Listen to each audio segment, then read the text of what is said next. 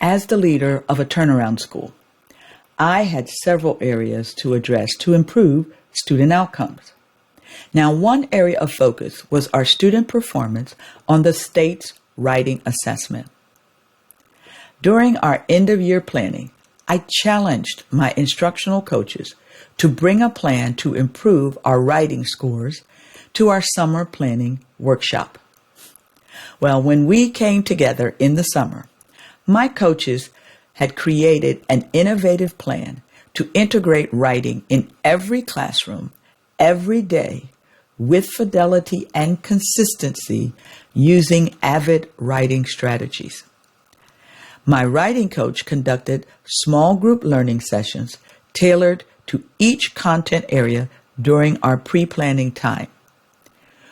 In addition, we developed look-fors for each of us to use when we did classroom walkthroughs and classroom observations. Teachers reinforced these strategies throughout the year across all content areas, including math, science, PE, and the fine arts. As a result, our writing scores increased by 19 percentage points. So today, I want to talk about the innovation imperative in educational leadership. In education, the term innovation has become so ubiquitous that it risks losing meaning. Too often, schools chase the latest trends, purchasing new technology, adopting buzzword-heavy initiatives, or implementing surface-level changes, without fundamentally rethinking how they serve students. You see, true innovation in education isn't about novelty, but solving persistent problems more effectively. As Fullen and Quinn note in their research on effective school systems, meaningful innovation addresses unmet student needs through approaches that fundamentally improve outcomes, not merely alter processes. Today's educational leaders face unprecedented challenges: evolving workforce demands, accelerating technological change, increasing student diversity, and expanding equity gaps. So, meeting these challenges requires more than incremental improvements to existing systems. It demands fresh thinking and courageous leadership that builds innovation capability throughout the organization. So I want to share 4 leadership practices that systematically foster educational innovation. The first practice is psychological safety engineering. Psychological safety, the shared belief that team members won't be punished for taking risk, forms the foundation of innovative cultures. Research by Edmondson and Daly demonstrate that schools with high psychological safety generate 3 to 4 times more innovations that impact student learning than those with low psychological safety. So let's talk about some implementation steps. The first step is to model vulnerability by openly discussing your own mistakes and learning. The next step is to establish explicit norms that separate idea evaluation from idea generation, followed by create structured protocols for productive disagreement, because there should be healthy disagreement in the process. And last but not least is to recognize and celebrate thoughtful risk-taking regardless of outcomes.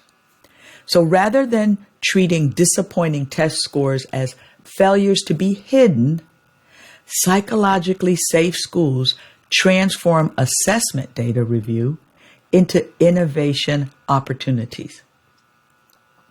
Let me give you an example. One middle school created learning from results protocols, where teachers collaboratively analyzed unexpected outcomes and designed experimental approaches to address them, ultimately increasing math growth measures by 17%. The next practice is boundary spanning systems. Boundary spanning intentionally connects educators with diverse perspectives, experiences, and knowledge domains outside their typical circles. Now, these connections serve as the raw material for innovative thinking. Schools that systematically create boundary spanning opportunities generate more novel solutions to persistent challenges. So the implementation steps include establish cross-role innovation teams with diverse expertise and perspectives. They create regular forums to connect with organizations outside education. They create dedicated time in leadership meetings to explore analogous solutions from other industries. And they develop partnerships with universities, businesses, and community organizations. When facing persistent attendance challenges, one elementary school created a boundary spanning team that included transportation experts, behavioral economists, and community healthcare workers. Now, this diverse team redesigned morning arrival procedures based on insights from multiple domains, resulting in a 22% decrease in chronic absenteeism.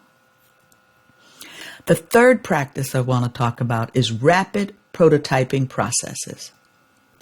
Rapid prototyping processes help create and reduce lengthy planning cycles with small, quick experiments designed to test assumptions and gather user feedback.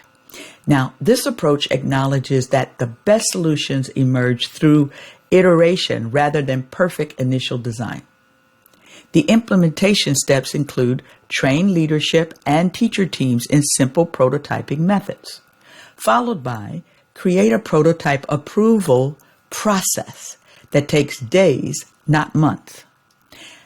Next, establish lightweight documentation templates that focus on learning, not compliance.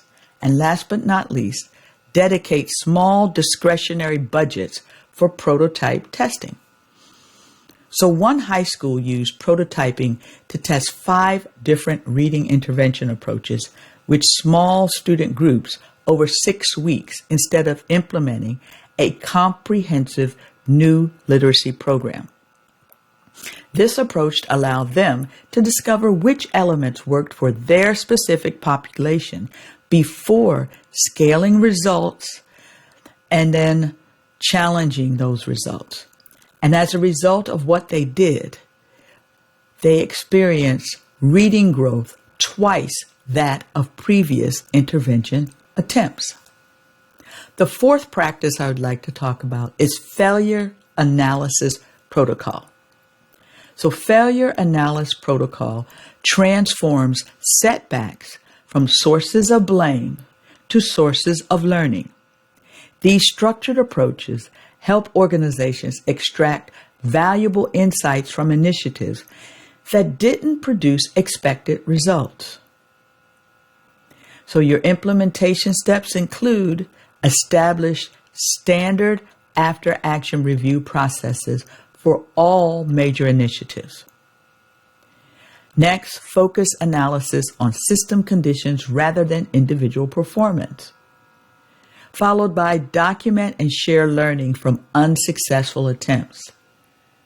And last but not least, explicitly connect insights from failures to future planning. When a new parent engagement initiative fell flat, one middle school conducted a thorough failure analysis rather than abandoning the effort.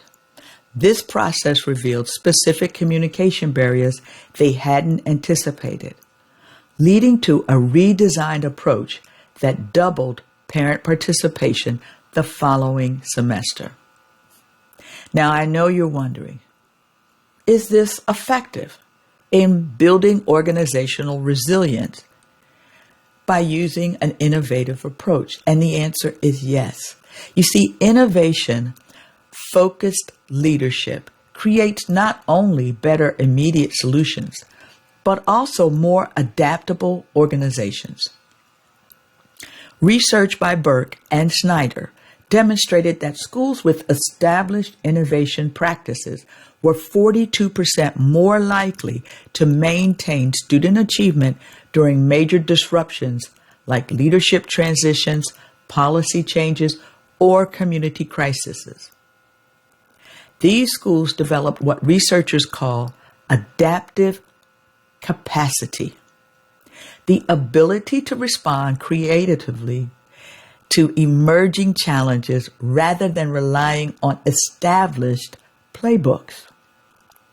Now, this capacity proved particularly valuable during the pandemic, when schools with innovative infrastructures pivoted more successfully to remote learning and back again. So now we're going to assess your innovation readiness.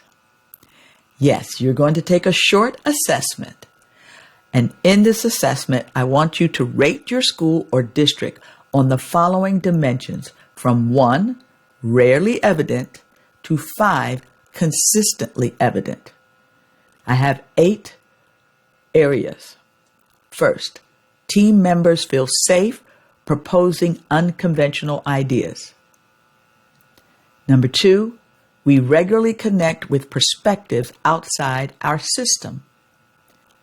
Number 3, we test new approaches through small experiments before full implementation. Number 4, we learn systematically from unsuccessful initiatives. Number 5, our planning process explicitly includes time for creative thinking. Number 6, staff have access to resources for testing promising ideas. Number 7, we evaluate new approaches based on results, not alignment with past practices. And number 8, leaders actively model and celebrate thoughtful risk-taking. Now, scores of 30 plus suggest strong innovation capacity. Scores below 20 indicate a significant opportunity to strengthen innovation practices. Educational leaders who truly foster innovation don't just adopt new ideas. They architect the conditions where better approaches naturally emerge from the collective wisdom of their organization. In doing so, they build better solutions for today's challenges and more resilient organizations prepared for tomorrow's unknowns. Grace Hopper, computer scientist and United States Navy Rear Admiral, said, "If you always do what you've always done, you'll always get what you've always got." Innovation requires seeing the same things everyone else sees, but thinking about them differently. So, what's your first step toward becoming an innovation architect?